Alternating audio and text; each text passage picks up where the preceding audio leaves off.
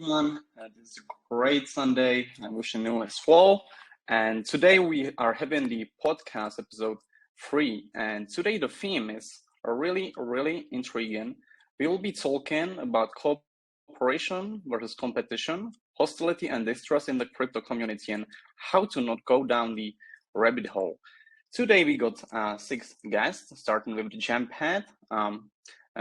There is a Morty from the GemPad. We got the host. We got the guest from the F.A.T.E. From the F.A.T.E, we got Nomad and Glitchar. We got also Phoenix blockchain on board. There is a Spacitron representing from the Cheesus Lounge. There is CH, and from DeFi Skeptics, Chris is joining for the first time. So guys, thank you for joining us today, and let's start. So I think it will be the best to start with the current state and what is the whole experience of yours about the cooperation versus the competition in the space. So I think we will start with GemPad. So Morty, could you start briefly on what is your experience and how do you feel about it? So we've had a lot of, first of all, thanks for having me on. But yeah, we've had a lot of different kind of projects because we, like you know yourself, because we're a launchpad, we launch a lot of projects, and we kind of noticed that a lot of them, sometimes they compete, say if projects are similar, they compete, but I actually think it's quite okay at the moment, maybe because there's not a huge amount of projects. Like we even had some that were quite similar. In what they did, they were very similar around betting. I won't really go into too much detail about it, but they were actually willing to partner up with each other, and they were very similar, and they wanted to actually work together. In the launchpad space of it, which I don't know if you want to get into yet. Do you want me to get into the launchpads yet, or will we leave that for a bit? Sure, briefly, absolutely, no problem. We will dig later on. Feel free to drop a word. Yeah. So with the launchpads, there doesn't need to be competition, but a lot of launchpads out there want competition. So there are some that will never help promote another launchpad. We will launch launchpads. So if a launchpad wants to launch with us, that's no problem. But even some that are already established, we have no problem sharing sales with them and all, and kind of work in that sense. Which is almost kind of healthy competition. So at the moment, I don't think it's too bad, but there are some projects and launchpads out there who won't work with a lot of people. Yeah. Thank you, guys from F.A.T.E. How do you feel about this? We had a launchpad, and right now we will start with the project owners and really how we feel about this whole cooperation versus competition. So how do you feel about this? I mean, competition versus collaboration is basically boils down to the same factors that we've talked about as far as the investor's perspective is concerned. A lot of times when you have people that are anti-competitive, it's related to greed, right? It's related to a person just trying to kind of get a bigger share than maybe they deserve or they could get otherwise. That leads to a lot of anti-competitive behavior. You see this with countries when you talk about food, right? So there's a lot of anti-competitive things that each country does to protect its own resources and its own food infrastructure. It's the same thing with any given project or any given business, right? People are self-interested, and so are businesses. And communities are no different, or the crypto projects are no different. So I think what it boils down to is you need to find, if you want to collaborate with a company, you need to first identify, what are the key aspects that really complement what you're doing as a business. Things that you don't necessarily want to handle yourself because it's too in-depth or it's too expensive or you don't have the staff. But those services that can complement what you're doing, that's the best way to find collaborations and partnerships, in my opinion. As for the current state, we work with a lot of real world businesses as it stands right now. We haven't tried to partner with or collaborate with too many external projects outside this one, which has been a very great experience. Vlad, do you want to add something, or we'll move to Positron from Phoenix blockchain? Well, actually, one thing I have noticed in the past few weeks or months, actually, is that when we were in the peak of the bull run and everybody was following in different projects, there was a lot of interest in trying to gather and trying to steal communities from other projects into your own project, because obviously in that period of time there was a very short lifespan of projects. So they needed to rely on stealing community members and stealing other people from other projects. And right now, I haven't actually seen that very often, actually. I think people right now are looking like you guys, looking for more sustainable and secure the places to gather community members, like partnerships or podcasts, MAs, and other stuff. So yeah, I think right now we are in a very, very good situation and position where projects are not relying on stealing the communities. So what was the main topic was cooperation and competition. I think right now we are in the cooperation stage. I think when everything goes like to the moon and everything goes like crazy is the competition time. But when waters are settling and when everything is quiet, then there is a lot of cooperation behind that. So that's my take on it. Yeah, thank you. I mean, I've marked it down, so we could talk later on, like maybe how bear market change this whole situation. And now it's your turn, Positron, from the Phoenix blockchain. So once again, how do you feel about? So as a blockchain, it's a completely different animal, right? Like we thrive on cooperation. You know, if Billy wants to make an NFT game on our blockchain, if Bobby wants to make an NFT game on our blockchain, we're happy to help both of them. We just want people building. But that being said, competition is sort of why we created what we did. I mean, we wanted to, you know, have the low gas like Poly has. We wanted to be fast like Ethereum, and we didn't want to have our blockchain go down 7 times since 2021 like Solana. So our competition is just other blockchains. Any other project, anyone wants to launch a token, that's why they send me out to hang out with all you guys. Because we're just trying to make friends. Great. I mean, now I will ask the CH and the owner of the Cheesus Lounge. So how do you feel about this whole, let's say, paradigm, and especially from the view of the lounges, right? So this is another different view. I guess in a way it's kind of similar from what Vlad said, but it's kind of getting more competitive in terms of lounges based on my experience in my lounges, because it's the bear market now. So a lot of people are less active in crypto. And the thing is, in order to keep lounges alive, you need to have lots of interactions between lounges. So active people is becoming a real necessity, interacting within the lounges. And from other lounges, I have these experiences where they're gonna try to I wouldn't say steal, but what do you call this? Not bribe, rather, but make them interested in hanging out in their lounge more, interacting with their community. That's also the kind of competition I've been seeing in the lounges, like getting the most active members from the other lounges. And in terms of cooperation, it's also a bit more now because since there are less projects, more lounges are partnering up with each other so they can share the projects that they've seen that they're going to be featuring in their lounges. So it's an improvement in both sides, I guess, in the bear market now. Right. Thank you. I mean, Chris. Chris is from DeFi Skeptics, joining us for the first time.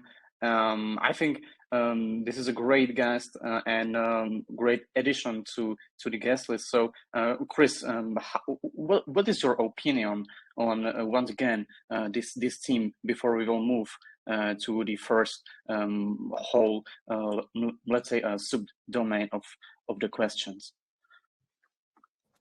So, hey, how's it going, everyone? Thanks for having us. This is Chris from DeFi Skeptic.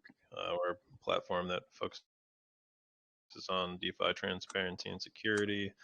Back in January, our platform recently launched a token a couple days ago.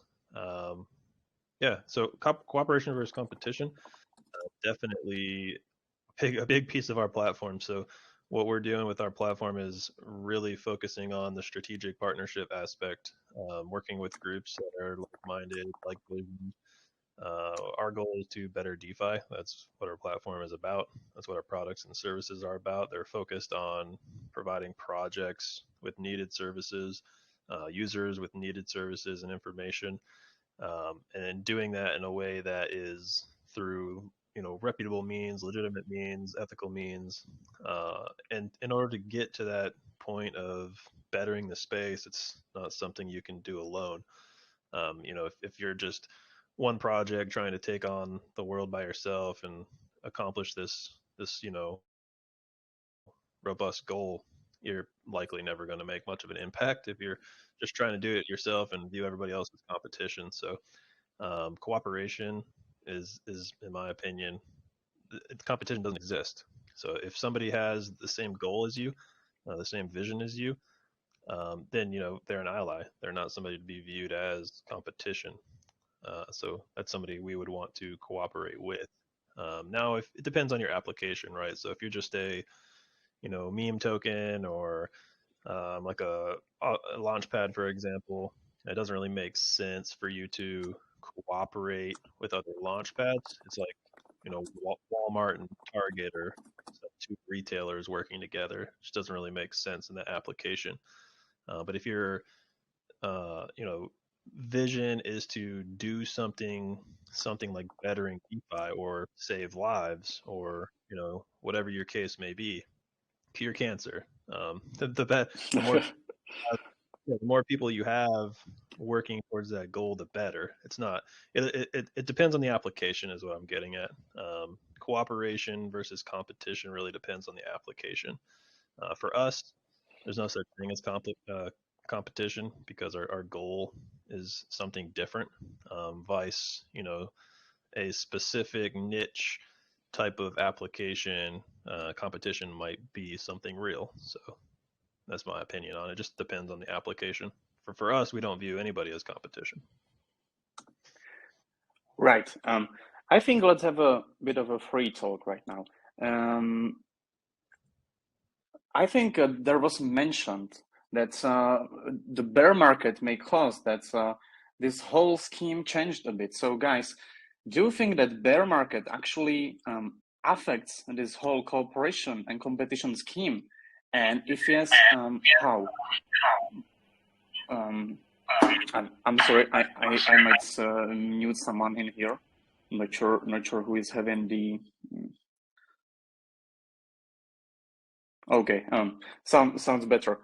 Well, how do you guys think that the bear market could actually affect the cooperation and competition? Let's again start with a Morty, and then just add on if you feel you got any idea on, so to have like a free discussion over. So Morty, do you think that the bear market affected this? Yeah, I think so, but I think it's affected different kind of parts of crypto differently.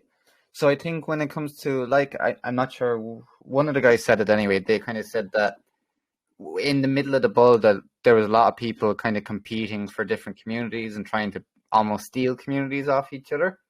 And I feel like because there's less projects going around, because there's less projects going around, they don't have to compete as much. Now, there is less people there, but I do find that we kind of notice there's not as much FUD and not much competition with projects going on. However, for someone like a launchpad, because there's less projects, it means there's less to go around, less launches, which means it's even more competitive for launches. Now, GemPad was really only properly a launchpad in, say, February. So we were never really around for a buzz. So we never got to experience. However, we were trading in it and we did see the difference in volume. But yeah, so I'd kind of say like the bear and the bull, depending on the market, does affect it, but it just affects different parts of crypto differently. Right. Like, for example, from my experience, if we were talking about like similar niche project like GameFi, I think there is actually much more competition since there is a similar sort of investors looking forward to drop their beans.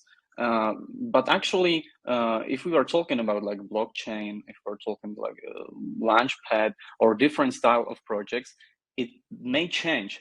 So I think, for example, Spazitron, let's drop a word. And do you think that the bear market actually changed this in the blockchain section? I think so. I think because for a while, a lot of projects, it seemed like they didn't have a lot of purpose outside of existing. So in the bear market, it's given people a chance to breathe, think about like every project should have a good answer to the question, like, what problem are you solving, right? Like there should be a reason, like why? Not just like utility. You can just make a utility of some sort, but it's like, what problem are you solving? And I think that's good. I think it's healthier for the space. It's gonna hurt for a little bit as prices flip flop all over the place, but I think it's a good thing for crypto in general, and I think it's good for cooperation as well, because it's like, does this partnership make sense? Like if it's just like 3 tokens that don't have any utility, then there's no point in cooperating, right? Because like was said before, you're just like stealing each other's members. But yeah, if when everything has proper utility, as you're going to see in the bear market, like people are going to launch stuff with like a purpose and a vision, then you can make purposeful and meaningful collaborations, stuff like that.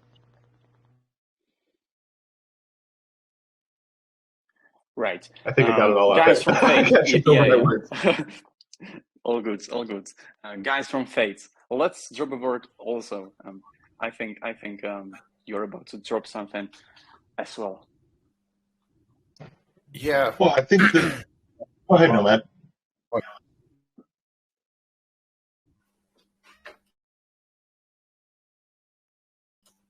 Hello? Gilded, yeah, go for it. No, I was gonna pass it up to you, but that's okay. I think the bear market, it doesn't change things necessarily. It just highlights them more, right? It makes things come to bear more easily, because people have less to work with. So they're obviously going to look for other mechanisms to kind of help them achieve their objectives. But these things happen regardless of whether or not we're in a bear or bull cycle. I think they're just more frequent and they're more obvious in a bear cycle because people are kind of in a holding pattern. But essentially, I mean, when it comes to collaboration, looking for a good collaboration shouldn't rely on the cycle that you're in. It should rely on what you do as a function of business, and what can complement that. You don't want to be too protectionist over trying to do everything. Like, it's going to be very hard for like I think it was brought up earlier. It's very hard for one company to do everything. We look at Google and we look at Facebook and all these companies that are where they are now. Amazon, they didn't start as big as they are. They had to start somewhere, and they had to establish partnerships and collaborations along the way for them to get that big in the first place. So they themselves are a result of collaboration, much the same way we're talking about. Yeah, I feel about it strongly, and you've touched that it highlights. And yeah, like as a project owners and like projects and managements, we are being pushed to a certain limit. The budgets are tighter, and yes, I also think that this does not necessarily change, but only highlights, like, either if the project is hostile, or if the project is willing to improve and push together with others to have some sort of a product happening and to get the top-down processes better. So yeah, I really think that it only highlights. Chris, what do you think about that? As far as how the bear market has impacted it, I think it has impacted it. Some people say it has, and some say it has. My opinion is that it has. It's caused certain platforms, projects, businesses within the crypto space to find other ways of, keeping their communities active. I've seen a lot more. I've been in crypto since 2015. I got into BSC when it started a couple of years ago. And every time there's waves like this, it's the same thing. It happens every time. In bull markets, everybody's super competitive. Everybody wants the market share. And then in bear markets, everybody's like, oh, maybe we need to work together. In my opinion, it happens every time. I think the bear market definitely, pushes communities to kind of work together and be a little more collaborative. Because everybody wants to kind of keep their community alive and bring new people in and keep things exciting. Yeah, that's my opinion on it. Recently, we just did a bear market bash DeFi Expo. So not sure if any project speakers here were in that. I don't think so. Maybe. Actually, this led me to creation of this whole idea, starting up the podcast. So yeah. Yeah, so it was an awesome event, man. Yeah. We had 12 projects on. It was like a ESPN sporting event. You can find the recording of it on YouTube if you just Google Bear Market Bash. It's probably the only thing you'll find when you search that. But it was awesome. It was like 2-3 hours long. We had 12 projects on. And it was a huge collaboration event.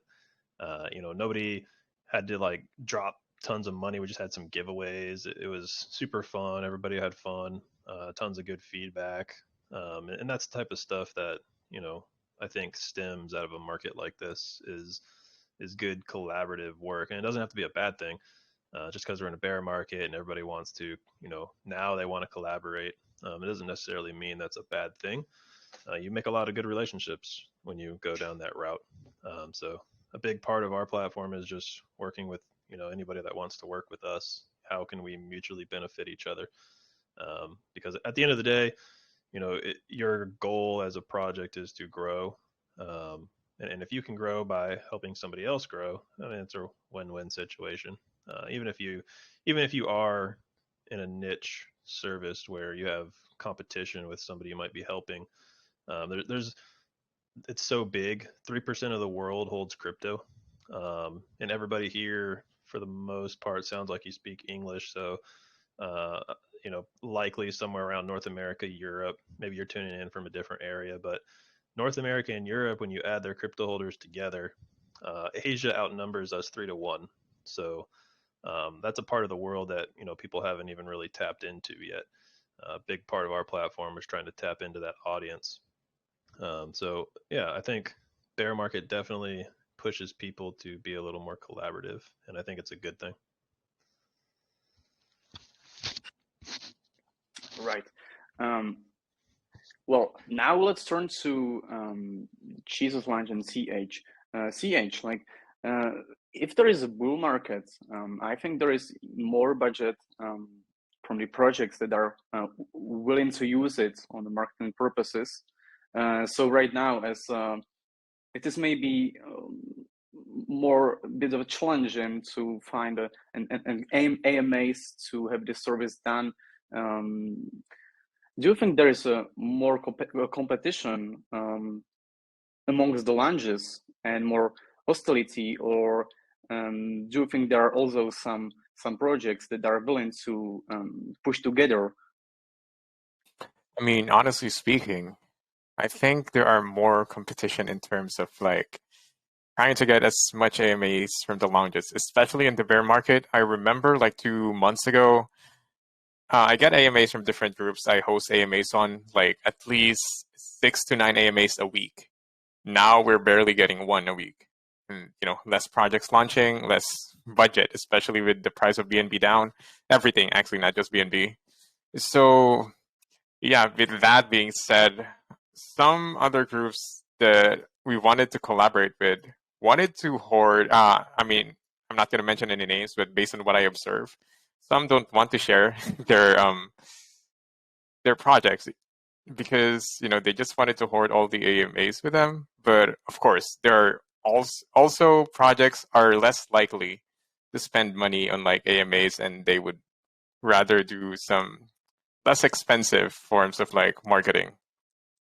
And they're going to be aiming for like only the big or really popular lounges or groups in terms of AMA. So lounges such as the Cheesus Lounge, which is, I mean, we're not that big, honestly speaking. So we get a lot less projects now because of the competition as well. So yeah, that's pretty much my take on it. Yeah, just wanted to jump back onto that. If you're looking at those very large ones, and I'm sure most people know who they are, they are heavily bot loaded. So yeah, they are. They are. If you're spending thousands of dollars to talk on an AMA, you are getting ripped off. If they're saying they've got hundreds of members and it looks like it on VC, you're getting ripped off. And if you want to tell, just go to the user list on VC, scroll down to the bottom so you can see the inactive people listening, and they'll have no profile picture, hidden usernames. Send them a message. You'll never get a read receipt. Those are just obvious bots. Don't waste your money on those. Talk to real communities. The smaller ones, they have real people. Don't go for those 100,000 plus, 50,000 plus groups. You're just wasting money.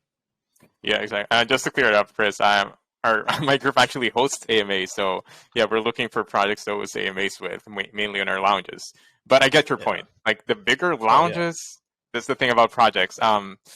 Most of our projects, they only care about the member count without doing their their research about how many of those listeners are actual people, not bots. And I mean, it's a waste of money. You can talk to 10 AMA groups and get 5 times the amount of real people you'll get from talking to just one big group, and you'll likely spend less. Some of those smaller groups, they'll charge anywhere from 1 to 3 BNB. And when you're going to some of those larger ones, they'll charge you 10, 15 BNB, and you're really just talking to a bunch of bots. So don't waste your funds. It's actually something so like I said, it's not the promoter service, but it's a part of the topic. Our platform just focuses on developer services. And that's one thing we've tried to do is create a vetted AMA tour. So working with AMA lounges, and maybe Cheesus we can talk later, but it's trying to connect projects to vetted groups to where they're not just getting completely ripped off.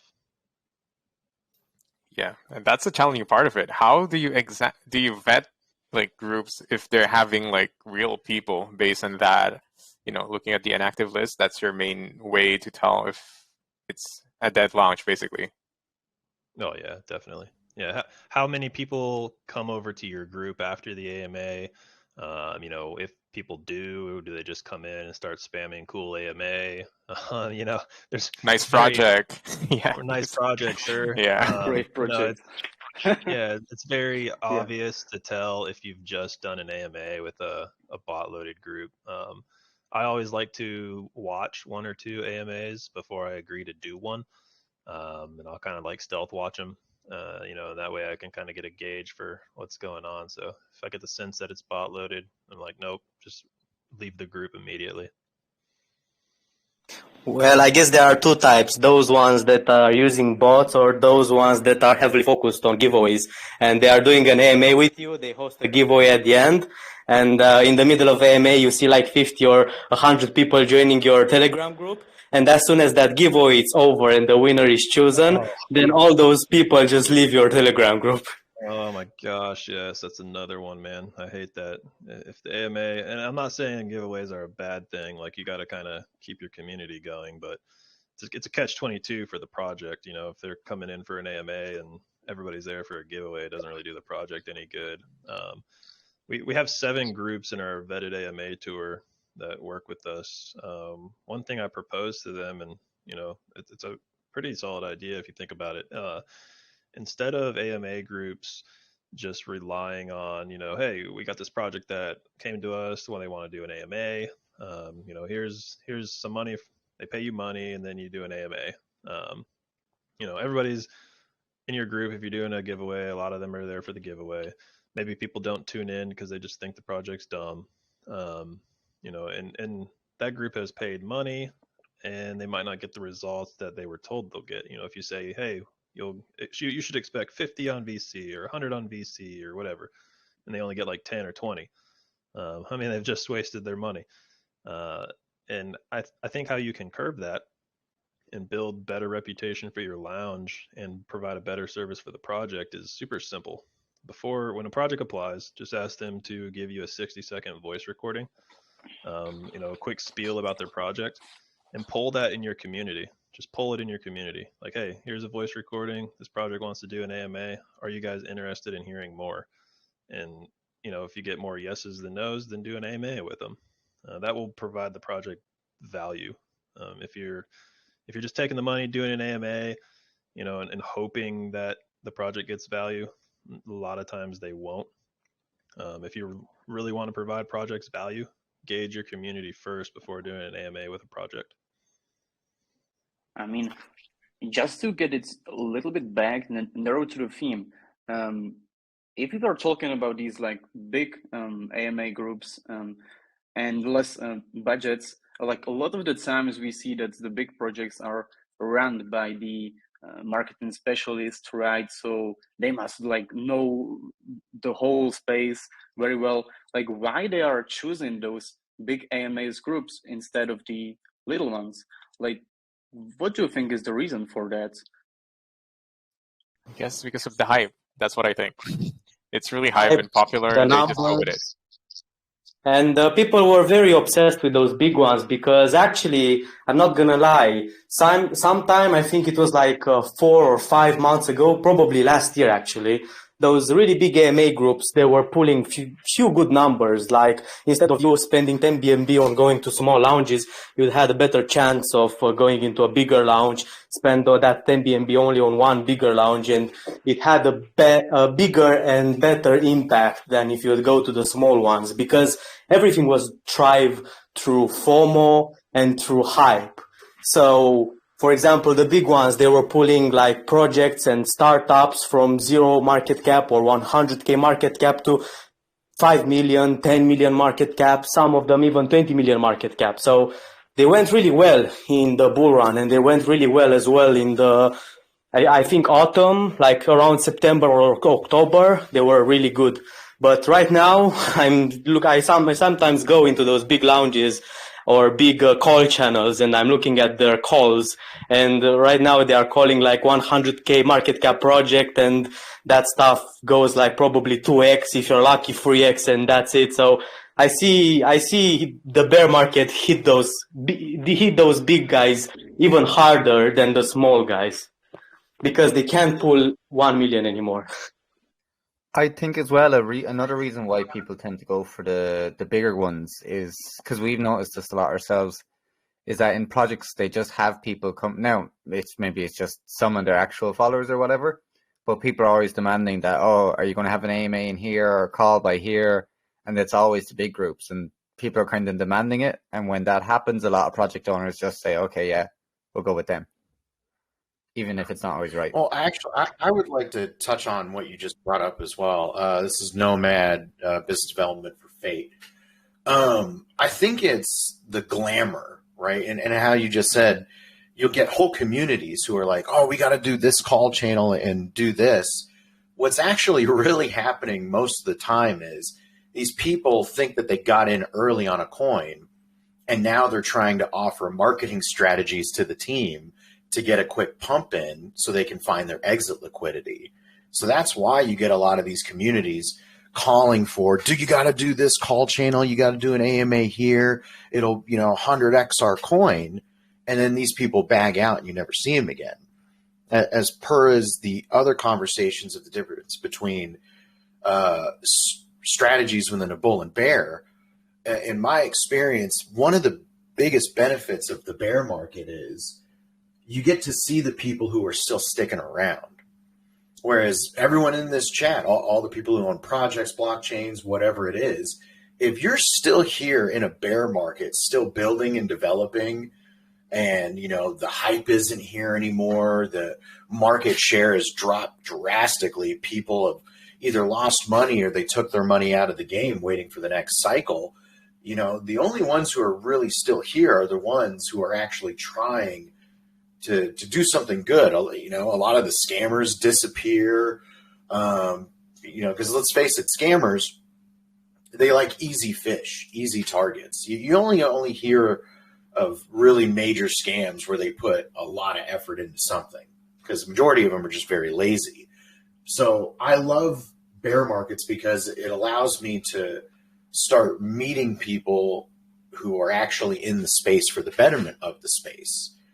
And I think it helps drown a lot of the noise out, because as you saw, previously you had influencers, call channels, people contact business development managers contacting you for call channels saying, "Oh, give us 100 beans and we'll 1,000,000x your coin."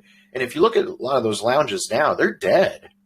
And a lot of them have shut down. They're on holiday or whatever, and they're not even around. But I get same with the influencers. A lot of these influencers who are charging $2,500 plus for just a tweet, a retweet, they're not around either. But I guarantee you, when the next cycle comes and the bull market's back, and you could launch the world's crappiest named coin and it's going to 100x from launch price just because of the amount of volume that's going into the market, all these influencers and big call channels are going to come right back.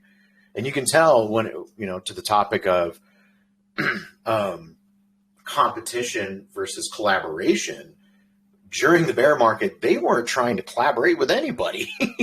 It was all competition, especially with certain lounges and certain call channels, because they're trying to take the money and say, "Oh, well, 100 extra coin."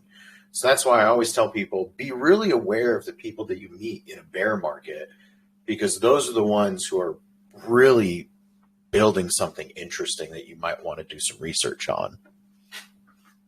So it's like that girl that you called ugly in high school, right? Yeah. Right. You find out she's actually doing really great in life, and you're like, man, I miss her. Yeah, I must agree with that. To be honest, also I feel like if you start up the community expects the project owners to run a certain scheme, a certain path of marketing, or how it's done. So basically, people are expecting you to pre-launch having all of the AMAs launches that are popular, all of the calls channels that are popular. And if you are not doing that, then it is seen as a wrong path, right?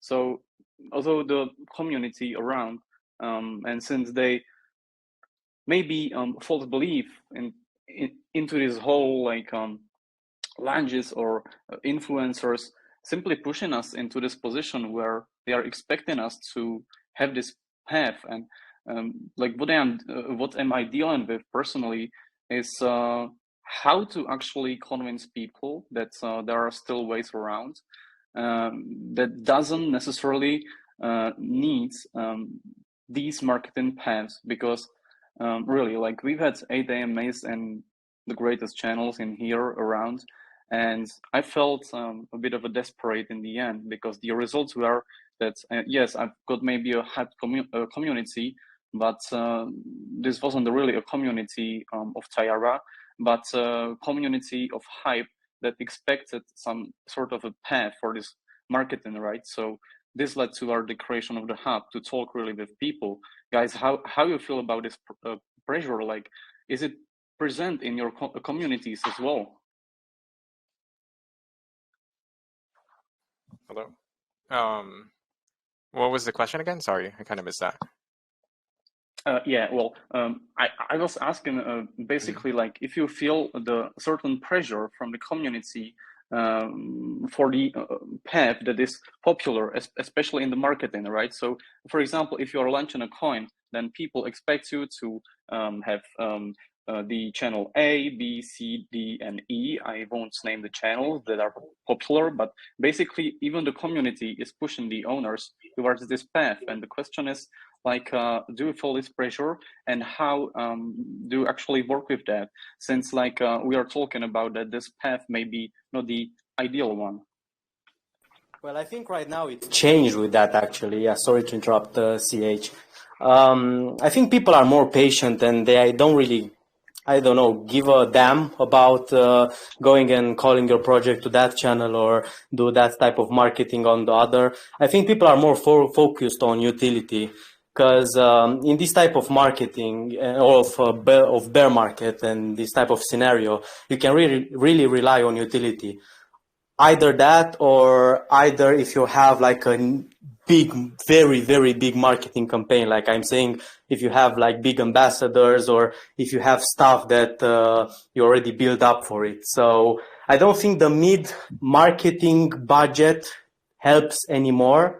I think right now, if you really want to launch a meme coin or a coin with a very small utility and you want to push it very fast, I think you need to have a very significant budget for it. Either that, or either being backed by very influential people. So in terms of doing mid marketing or those Telegram AMAs or doing like 3 or 4 calls, doesn't really work anymore. Like I said, I've seen those big AMA groups. I've seen ones that they used to charge like 8 bin per AMA or like 6 bin for one post. They can't even pull a 1 million market cap project anymore. Most of them are actually advertising fair launches or projects who launch at like 20 or 50K market cap. They go for like 200K or 300K if they're lucky, do like a 3 to 3x's, and that's it basically. That project dies. It doesn't go anymore to 1 million or to 10 million market cap like it used to. So the community is more patient. They are waiting for stuff to see going, for products and services that they can actually use. So that's really my take on it. Because, for example, in my community, people are very quiet. Like, we do have holders. We have a bunch of them. Our community used to be very active in the probably late 2021. There was a lot of noise there. But right now, yeah, everybody checks in on us like once a week, asks, hey, what you guys doing? What you guys up to? Read the newspaper, come and listen to a podcast or a small AMA, and that's it. They sit quietly and they are patient. And I feel like if you are invested into a project in the bull market, especially if near you, all the projects are dying. Like I've seen, oh my God, I can't believe I've seen actual real big marketing projects who died. I think it was this month, and I've seen another one last month as well, because I was a big degen gambler, how to say it. So I had a lot of few small investments here and there just to play out, and I've seen projects and community developers and project developers starting their own project, and I've seen their roadmap. Like, I know one guy who used to release projects. I've seen his work since August last year, and he released like a project, and then he worked on another project, and then he released his own project. So I couldn't believe my eyes when I knew that guy had like $1 million in his marketing wallet, and he completely decided to just abandon the whole project. Like, there are projects that died, and I even didn't expect them to die, even though they didn't have any like big utility or any like big websites or big communities. But I don't know, they had a lot of money, and then they just decided to leave it on, go into a vacation, and probably come back next bull market. So right now people are feeling more secure if they see that, hey, well, the market is down, but I'm in a project and I see that the owners are still there, still working, still doing their daily job, and responding to my messages and being active in the community. So yeah, that is it. Yeah, I mean, continuing into what I was going to say, it's just going to be brief. Like, Sure. we're kind of striving to get more active members because of the bear market, as I've been mentioning. So basically, what I've been thinking is that to draw, you need to get more active people into the lounges right now, which is really difficult because a lot of people have been taking breaks in crypto, and lounges thrive on people interacting within their groups. And as of the moment, that's our current problem now. Like in AMAs, in the AMAs we host, we get a lot less active people in, and we need to reach a certain amount of listeners, like legit listeners, not just bots within our AMA. So yeah, that's kind of the challenge we're facing now as a lounge. And I think a lot of lounges and community groups are having the same problem.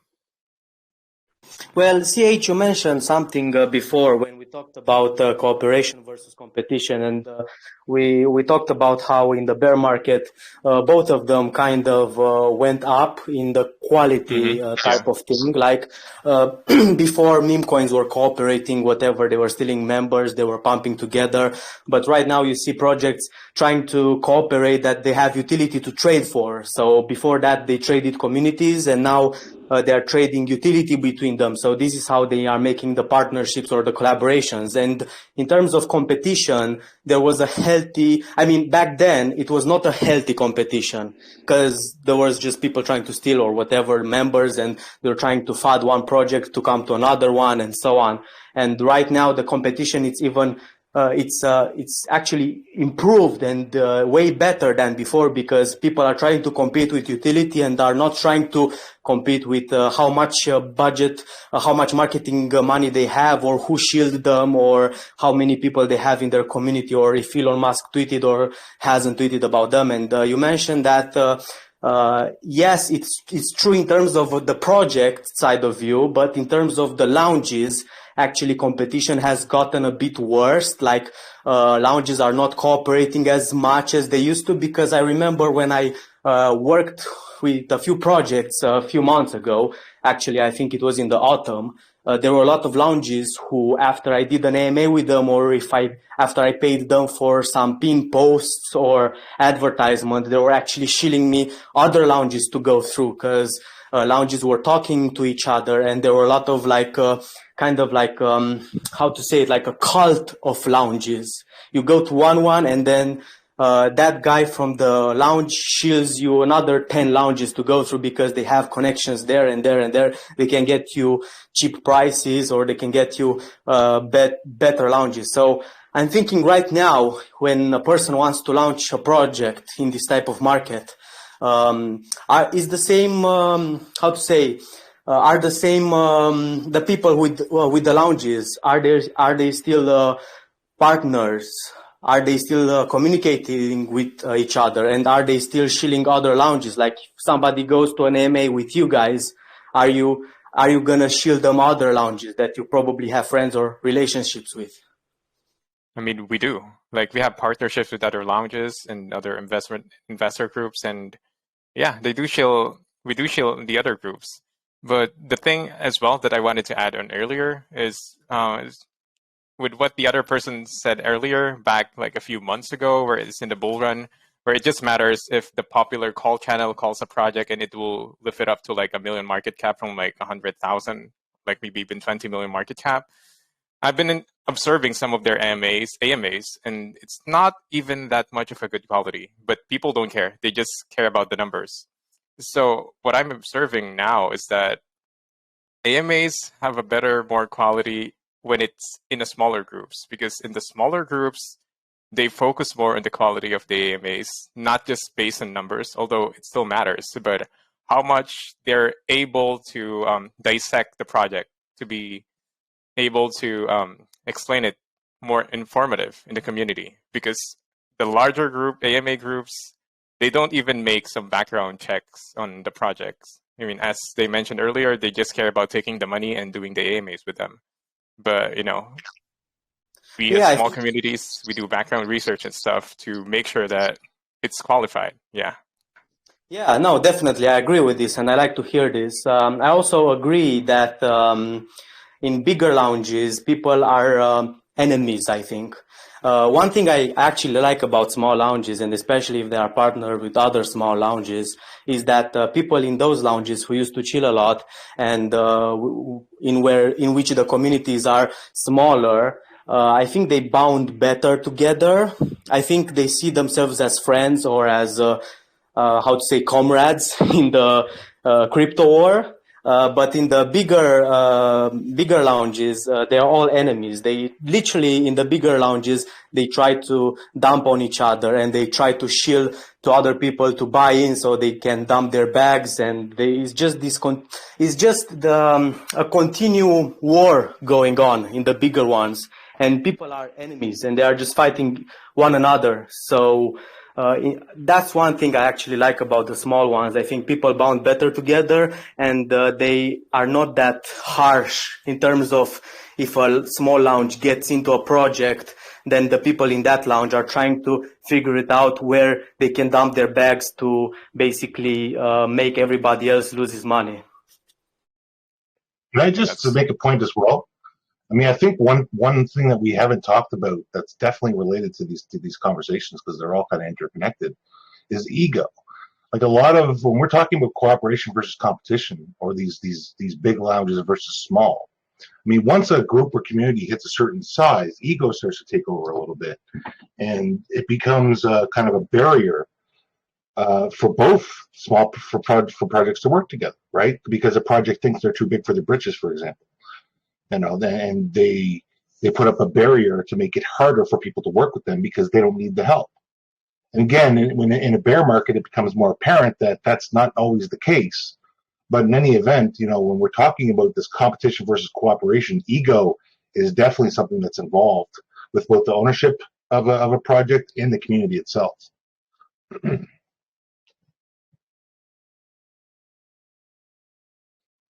Yeah, right. Guys, maybe now let's define really the ways of both cooperation and competition. So, in your experience, currently, how do you, for example, cooperate with other projects? Like, also, are you actively pushing the cooperation, or you are just like passively seeing what's good, what is not? How do you feel about that, Morty? Well, we'll start off with kind of cooperation. So when it comes to, you see, obviously being a launchpad, we obviously, as I said, as you could probably guess, we launch projects. So with that, we have a lot of projects that can partner with us. So the ones that bring a kind of actual use case and will actually help our community, we obviously love partnering with them, because not only does it help us in our community, but it helps the actual project itself, which in turn then helps our community again, because they're the ones who have invested into it. So if there's ever opportunities to work with other projects or even lounges or anything like that, because a lot of times we have projects coming and asking us which AMA groups do we like and all. And to be honest, what we do then is we literally, I give them a list and I say that AMA groups they're kind of hard because some of them are botted, some of them look good at first and aren't as good. And then like some of the smaller ones are actually way better than they seem. So I always just give a list and say, watch them yourself, listen in and see what you think yourself. So we are more than happy, and we actually kind of look for projects that we want to work with. Even ones that we don't launch, we're more than happy to work with. Now, when it comes to ones that we're competing against, that's mainly just launchpads. But we do, I wouldn't say cooperate with launchpads, but we work alongside. So often, projects will split raises between launchpads. So we will kind of almost 2 or 3 launchpads might market the one project. And we are kind of helping each other, but we'd never actually market another raise or anything like that. But there's some launchpads we won't work with either. Well, we don't want to work with for reasons I won't get into, and I won't say who, but yeah. Great, thank you. Now, guys from F.A.T.E, I mean, how do you feel about this, and how do you work with the actual either passively or actively trying to push or reject the co-ops like how do you feel about it? Like I know when we were speaking for the first time, like we were not really sure, right? Like if you're on the same boat, but we can do something together, and by time the distrust is kind of disappearing. So once again, how do you actively work with that? Yeah, I mean, I think it's important if you're going to partner with any project. The two projects are going to partner. They have to mutually benefit. They have to work together and act as a unit, as a team. Even though they're different projects, they obviously have to work toward a collective goal, which means promoting each other and doing what you can to help each other out. One thing I brought up, I think it was last week actually, that I think is still interesting for this conversation, is that if all of the project owners, even in this call, were to actually start a specific Telegram channel that combines all of us, and we're all admins in that group, and we open that group to the larger community so that anybody from all of our communities can join this one group that's kind of run by all of us, so we can discuss and share much of the things that we're talking about in these podcasts. We could talk about each other's projects, without shilling too hard. It can't become a platform to just blindly shill, but at the same time, it needs to be a safe space for us all to kind of talk about our independent projects and our communities, and bounce ideas off of each other in kind of a collaborative environment. I think that would make a lot of sense. And it's a lot of digging as well. Like you said that, are we trying to find collaborations or cooperations by acting passively or doing that actively? Well, it's kind of a both, because first of all, you guys remember how we first met? We were a bit unsure because a lot of projects, a lot of people came to us and they were like, let's do like a collaborative AMA, or let's do like a podcast, or let's do a sponsorship or something like that. So it's a lot of digging as well, because when you want to be in the community, when you want to work with other projects, you have to do a lot of research on that specific project. You have to make sure that people are legit, that people are trustworthy. So, because at the end of the day, like if you're trying to collaborate with a project, if your project or the other project that is collaborating with you goes downhill, then it affects both of you, So as soon as you make like a partnership or a coalition of projects, if one goes down, it will make a ripple effect to everybody that is involved there, right?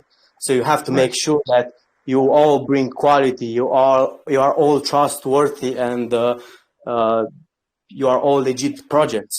So it's a lot of digging. It's a lot of digging in the crypto space. Sometimes you have to hit the oil to discover the gems. I would even go as far as to say we bring this crypto space up too much.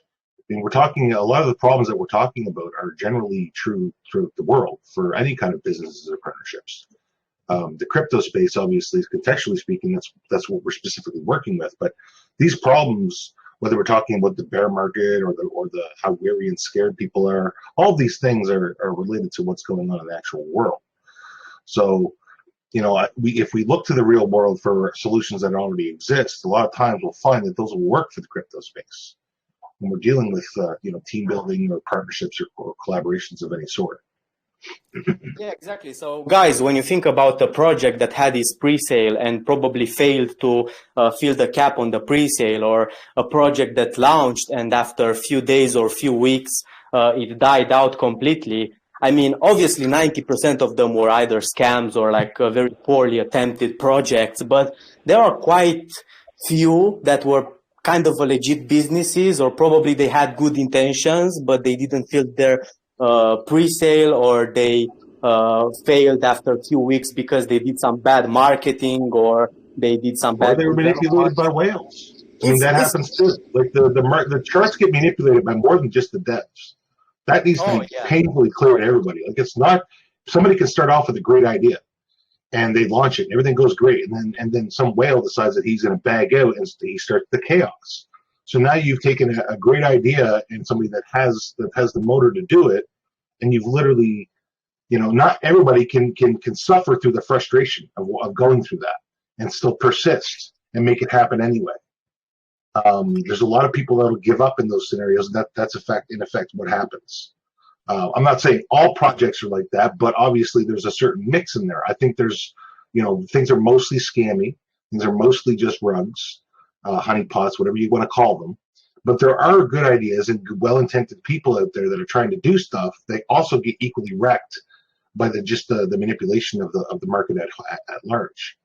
Exactly. It can be the herd mentality. It can be sniper bots. It can be big whales that are probably just trying to hurt you intentionally because some reasons, and they are trying to dump or pump your project in a very coordinated, specific attack. But at the end of the day, what I'm pointing right here is that as you guys look at cryptos who probably had good intentions and they died out, is the same as how you look at real businesses that or real startup businesses actually that they failed, because in real life there are a lot, like you guys can't imagine how many startups are failing. Like it's the same in crypto, you want to start a corner shop or you want to start an IT company. After 1 or 2 years it doesn't go very well and you go into bankruptcy, you have to sell your house and you completely fail. So it's the same thing, but the difference is that here they play with investors.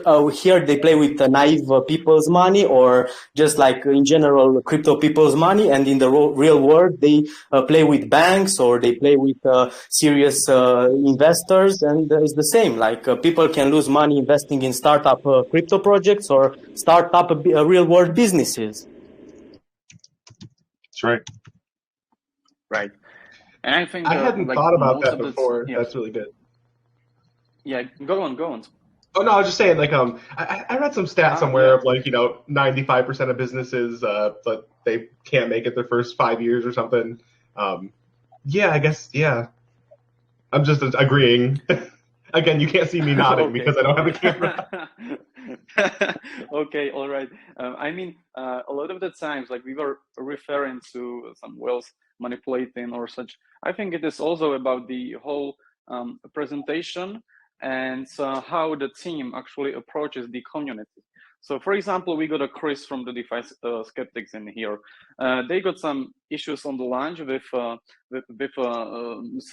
cell tax wallet or something like that, but they fully recovered only because the community were so sure that everything is okay and the team is backing up the whole idea. So I think it is also about, at first, how your community trusts the whole project owners and the ideas behind.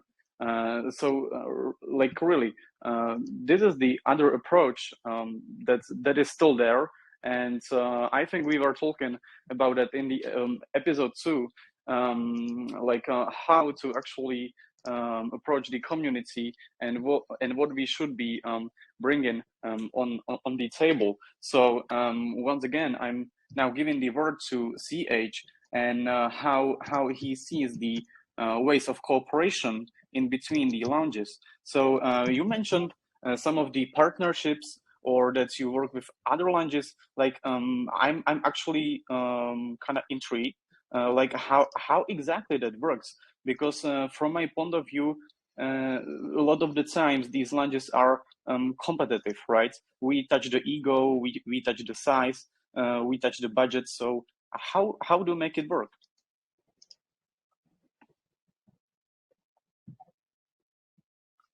CH, can you hear me?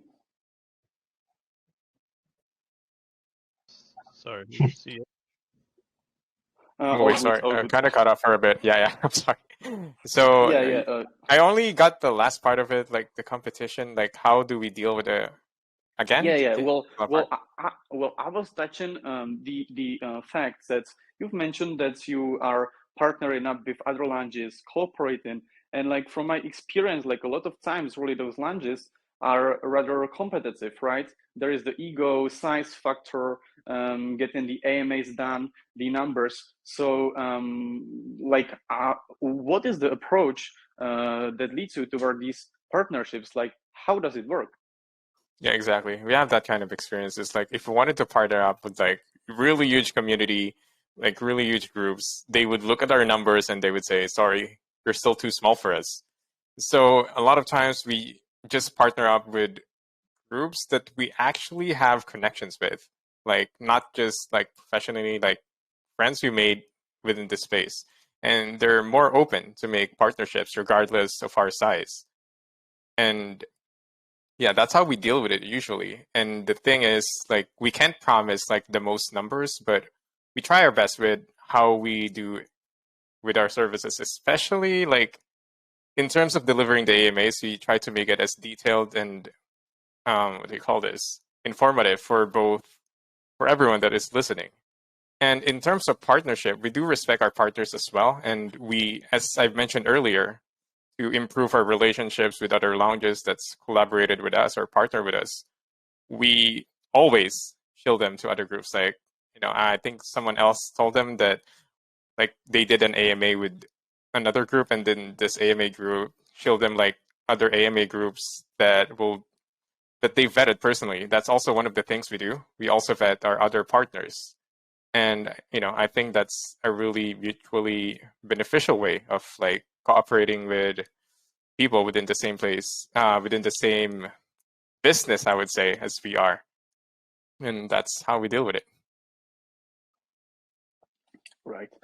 I was talking about Chris and the DeFi Skeptic. So again, like you are making the connections, the partnerships, or not sure if everything is like a partnership with you, right? So some may be only sort of a cooperation or collaboration. So how do you find the projects? Like, are you approaching actively, or you are being like passive, and the projects are trying to get partnered with you? Yeah, so it's a little bit of both. Again, I've been in crypto for a long time. My network is rather large. I know a lot of developers. It's developers are friends with other developers, right? So like if you've been in the space long enough, your inner circle goes pretty wide. So it's not too hard to find other projects. There's tons of different communities out there to connect with and people to speak with and partnerships and strategic ways about going about your networking. To caveat on our launch, I mean we launched. Our contract is pretty simple. It's just a basic contract that has a tax. We want it to be very modular. So buy, sell, taxes have receivers, and that receiver is a tokenomics contract. That handles all of our tokenomics. That way we can be modular and change things as we need to and make adjustments without having to redeploy the token. And what we wanted to do was add in a bounty. So eventually, it's in the tokenomics contract. Eventually, you'll be able to go to the DApp and activate the tokenomics swap to receive a bounty, and it just kind of lets the community, have a fun thing with it and collect a bounty for conducting the swap. Yeah. We wanted to manually. We didn't want to have that right at launch, so we created a script to trigger it. The script triggered late, so it ended up accumulating a bit and then swapping, and kind of like killed the vibe on our launch. But we rebounded and set a new high, and that just goes to show, like you were saying, some of the building that trust and building that transparency with your community. I think you are able to do that by speaking to people, showing professionalism, strategically working with other people, other groups, other platforms. A lot of the people that are in our project are devs from other projects, people from other communities, and we built our community by just really networking and collaborating. Great, thank you. Spazitron, it is your turn. Like, once again, you are a blockchain project, so projects are trying to be more cooperative, right? So to be able to work with you, launch on the Phoenix blockchain.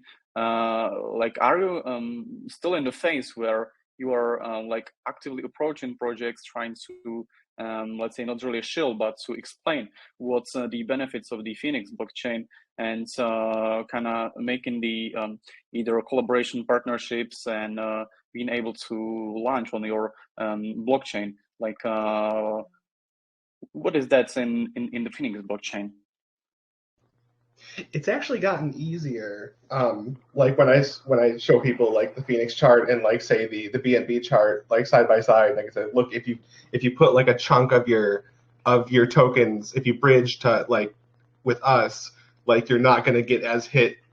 Like you're not going to get, it's going to give you some stability while, BNB might be tanking, but, we might be, going up 2-3% or something like that. So it's not, I mean, some people just aren't interested at all, but yeah, if somebody, it's 50-50. I mean, I put myself out there, but generally people will come to us and then I kind of, get them set up so we can make it happen.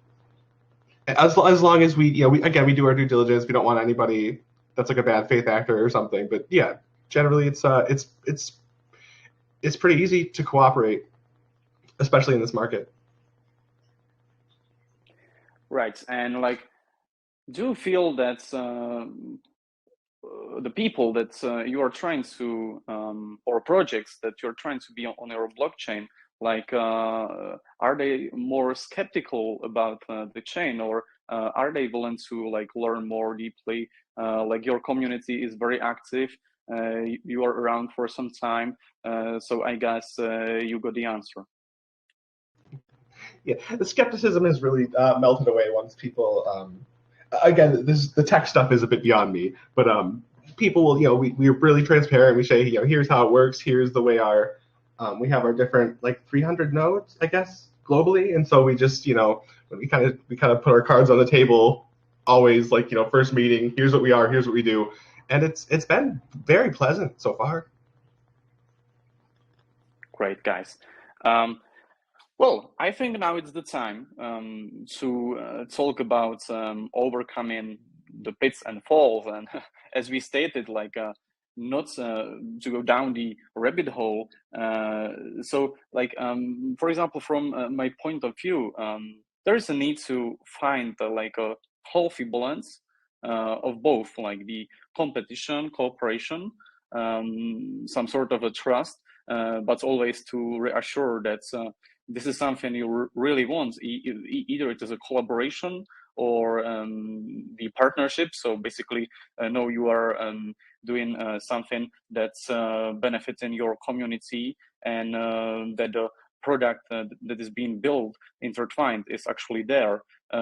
So what do you think about this balance? Like, do you think it is necessary to use both, or you got something different you are doing? So Morty, again, could you drop your ideas on that? Sorry, man. Will you say the start of the question? I missed the start of it. Sorry. Yeah, sure. Simply how to like overcome the pits and falls. So, like, do you think that there is a need for a balance, both of the cooperation, although the competition that could be healthy? So basically, like, what is your way of approaching this and ideas about? Okay, so I actually have a small example, and I won't go into proper details because I'm not going to say who it was. But we had, because like, with launchpads, when, say, if there's a really hype project going, every launchpad is going to go try and get it. And most launchpads will say why you, like, say, I'd be like, oh, you should launch with GemPad because, yeah, such and such. I won't go into details. And then another launchpad will come along and say you should launch with them because of something else. And now often launchpads will go, oh, well, I wouldn't launch on GemPad because of this, and they'll just FUD it, basically. We were actually getting FUDed by another launchpad, which we had never had any issues with. And we actually, one of our core team reached out to one of their owners and said, look, do you want to go down that road of us FUDing each other, or do you want to just, well, we're not going to work together properly, but, there's no reason for us to be enemies. And once we talked to the owner, he was like, oh, he even apologized, and he was like, I'll speak to my agents, and that won't happen again, because there's no need for us to argue. I'm not going to say who it was, but there was no need for us to kind of FUD each other. It's just good enough to say why you should launch with yourself. Now, when it comes to certain other launchpads, there's other launchpads tend to FUD us, and we might even FUD them and stuff like that. But I think the best way of kind of getting around it is like that. If there's no need to be compete with them, then it's don't basically. And sometimes there's launchpads, or for the other guys, it's projects or even lounges that maybe aren't exactly the best in the space that you kind of do have to compete with them. And then it just boils down to trying to be the best you can be and make your project launchpad or lounge the best it can be. And just don't give them any actual reasons to FUD.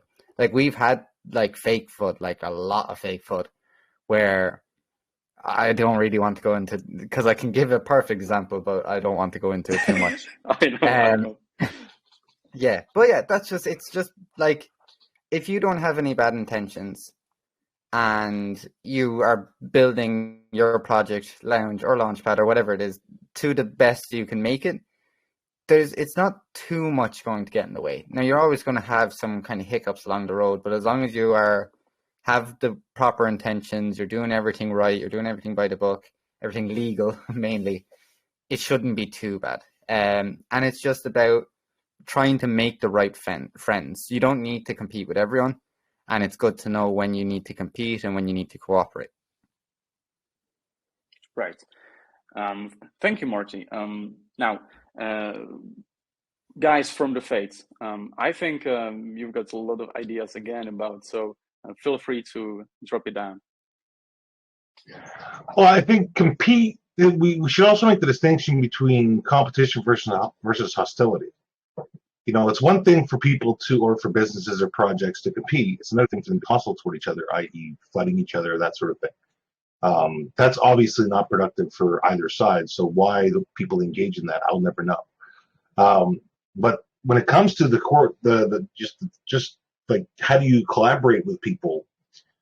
Again, I think it's like about sharing ideas, like we're doing now, becoming more aware of what different projects that are in a particular community are working on, and where, what kinds of things can kind of enhance what you're doing without competing.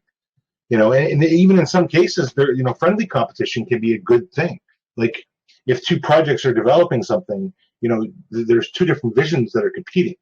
And even though one may end up being better than the other, it doesn't mean that the other doesn't have concepts or ideas that the other couldn't benefit from. So there's all kinds of ways collaboration can work.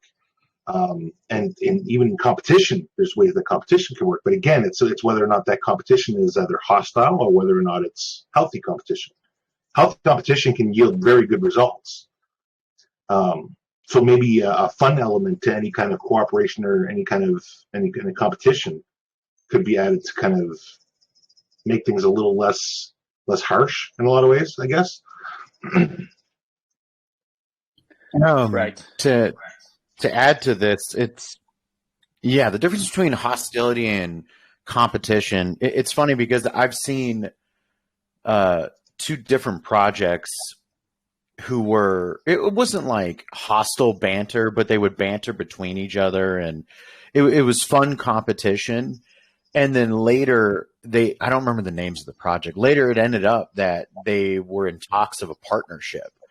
And so the whole bantering was actually a marketing ploy. and so that's why, competition, I think, is healthy, because ultimately it should produce better products for the users. This one, they dropped their fees, or this project, they did this, we got to do better and so ultimately I think that form of competition is always healthy. But I always, there was, I'm not going to say the name of the coin, but they were set out to be the next crypto.com, and their whole marketing campaign was how much crypto.com sucks. Instantly, I stopped listening to them, because they weren't talking about the features of their products and how it'll solve these issues. And if you make your business about talking crap about another project, all you're doing is talking about another project. That old saying of, any advertisement is good, any press is good press. So in my mind, you're doing a disservice to your own community by starting these FUD campaigns. And then, going back to, is it FUD or is it fact? Because, we talk about how if you see something wrong, you need to speak on it. You know, and there's been plenty of times, you know, in my own experience where I tell myself it's none of my business and blah, blah, blah. And I don't want to get involved. But the more I get involved in the space, the more I've experienced what I've experienced, seen what I've seen, you know, it's, you need to call certain actions out. And I think the only way it's easy to do that is, you know, creating conversations like we're having right now, talking about good products, proper marketing techniques, collaborations, things like that, because no matter where you go, there's going to be competition.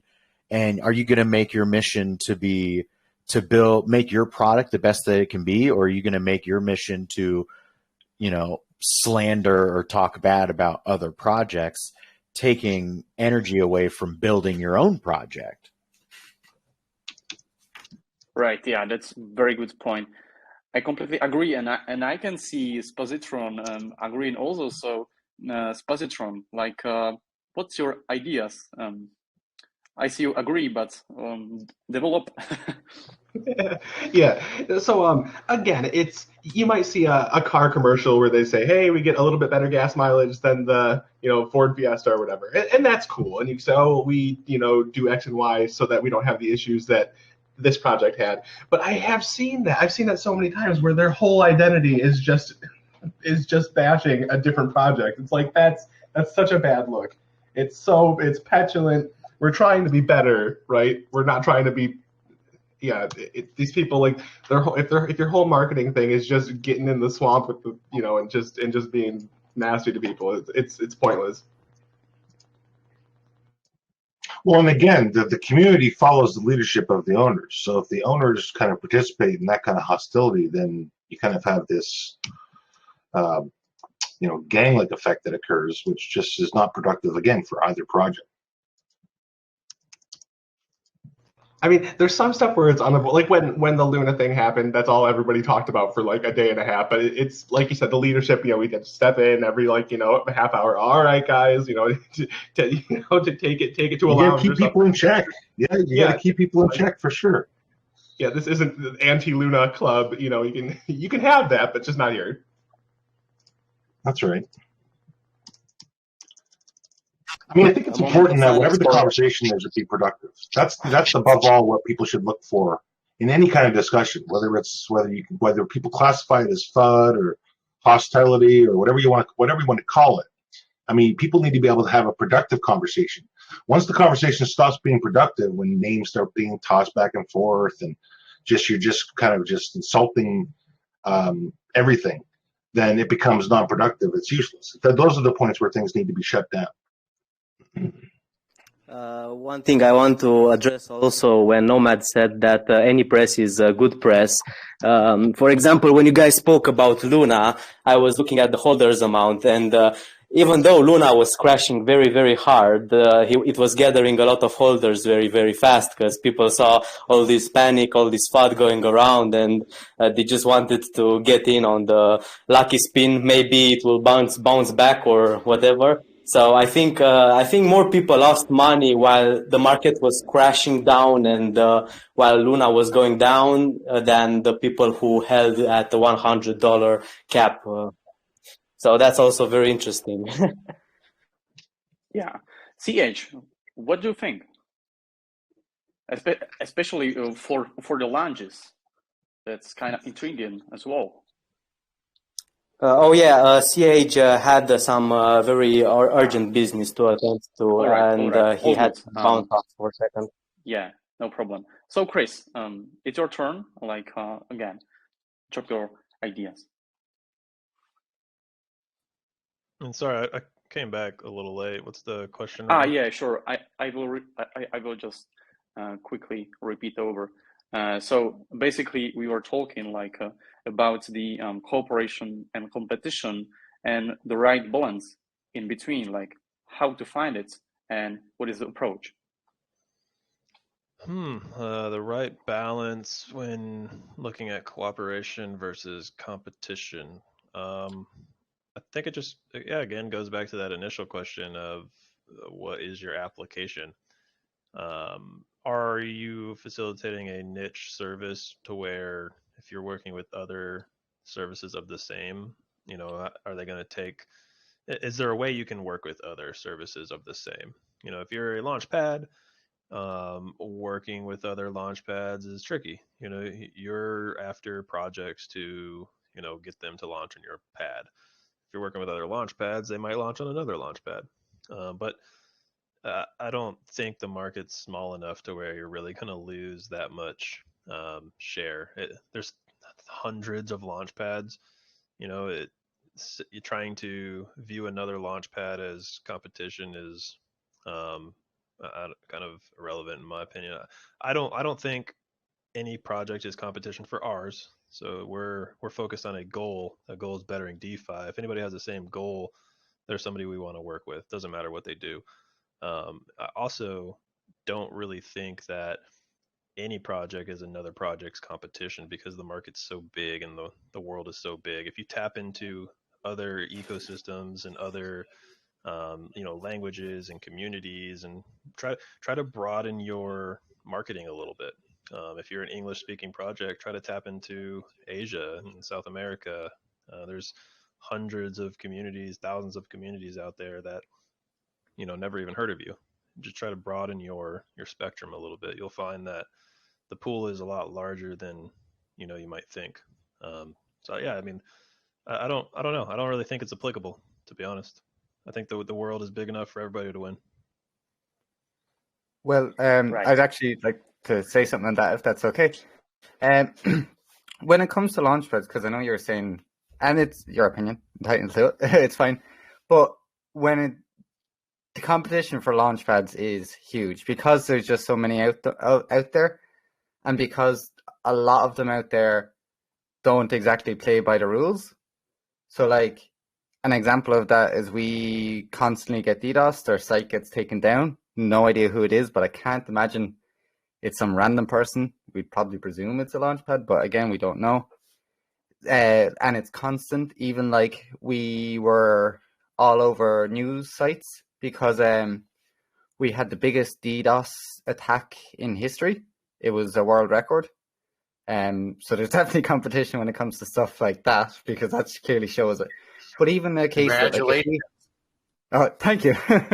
Yeah, it's a weird thing to be able to brag about, but it was at least a kind of we were in news articles. They didn't name us, which was unfortunate, but at least there was some kind of free news. But when it comes to other stuff, like when we have projects that we're launching, sometimes they've already listed, sometimes we've agreed. We have other launchpads coming in and literally saying, oh, we'll offer you more for less. And we have people coming in and, like, even projects will be like, oh, well, this launchpad has offered me this. Can you beat it? So there's huge competition. And like we have a Chinese community, and we have we recently opened up a Spanish community as well to try and explore into other markets. But the problem is with a lot of launchpads, they're not happy to have a piece of the cake. They want the whole thing. So that certain launchpads out there just want to have all the launches. So, all right, there probably is enough to go around, but not everyone wants to share. And that creates even more competition than I will admit is probably necessary. But yeah, there's huge competition when it comes to launchpads. Like as I said, from getting DDoS to, like, we have tweets, other launchpads tweet our launches and compare their charts, and it's just constant. Yeah, and I agree there's a lot of competition in that niche. But let me caveat it and provide an alternative, is that you're competing, you're a BSC launchpad, right? Are you multi-chain? I haven't super dove into GemPad. Yeah, we're multi-chain. We support like 5 different chains. Where do you primarily push BSC? We're on BSC talk right now. This is a BSC platform. So I would presume you're primarily BSC.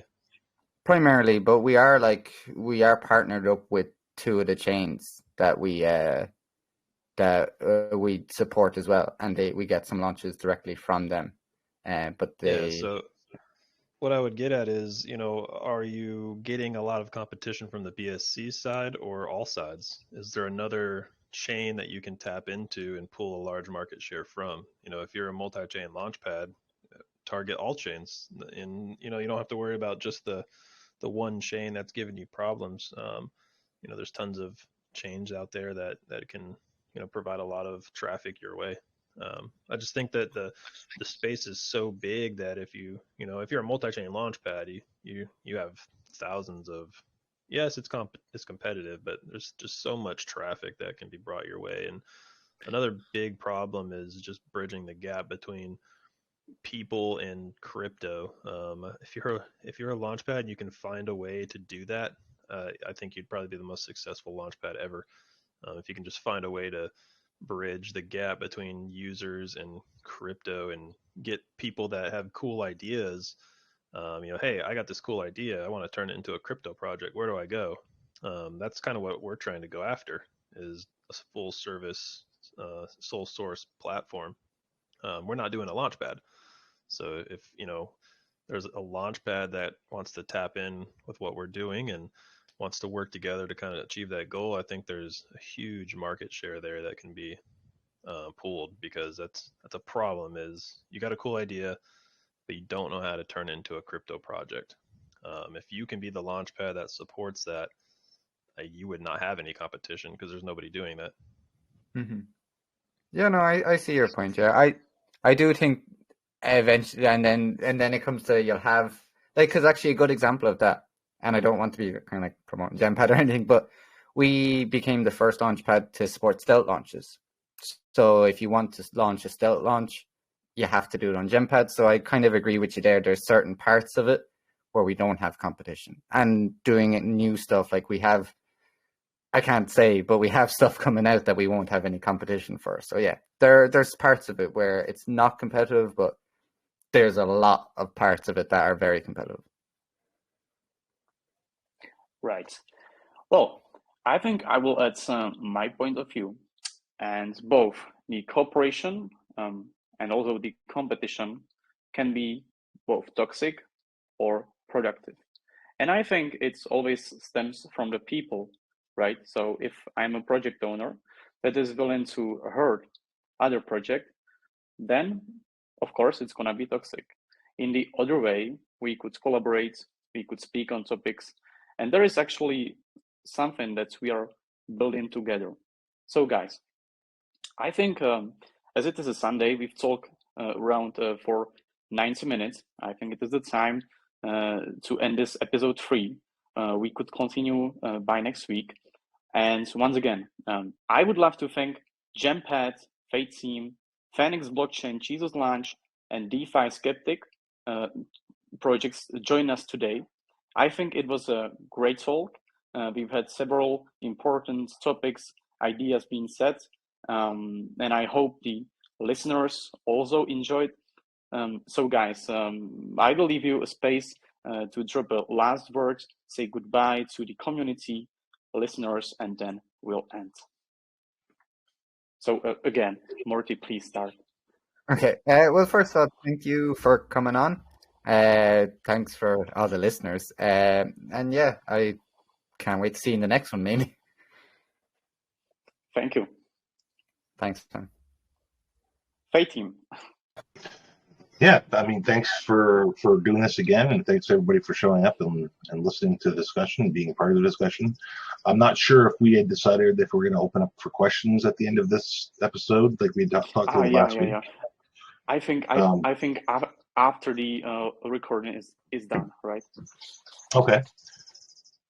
Well, I mean, I appreciate this collaboration. No pun intended. But I think that the discussion of ideas and whatnot is definitely something that we can all learn from and benefit from. So the more of these that we do, and the more we drill into these topics, I think we're only going to come ahead of it. Right. Thank you. Spazitron. I agree with what's been said here today. There is a time and place for competition, but generally speaking, I believe we're stronger together. Thank you. Well, I think the CH needed to step away, right? Yep. Yeah, he did. Guys. Yeah. Oh, okay. Now, Chris.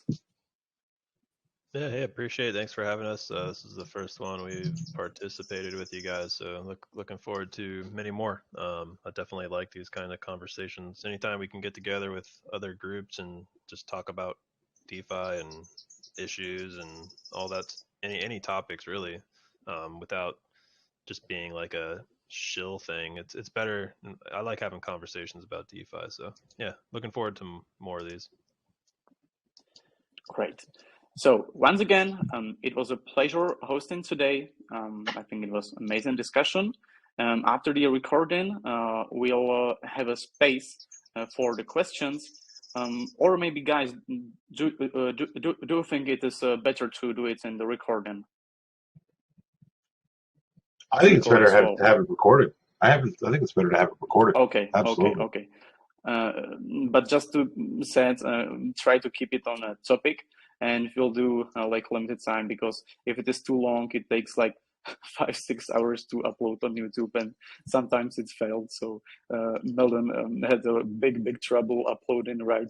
So we'll try to have it. Maybe you like could do the few questions as a questions. separate file, just as an idea. I'm not sure. Yeah, cool. Yeah, sure. Okay. So yeah, thank you guys for joining us. This was the official part, and I will end the recording, and we'll move toward the questions, and I will open the community to be able to speak. So ending the recording.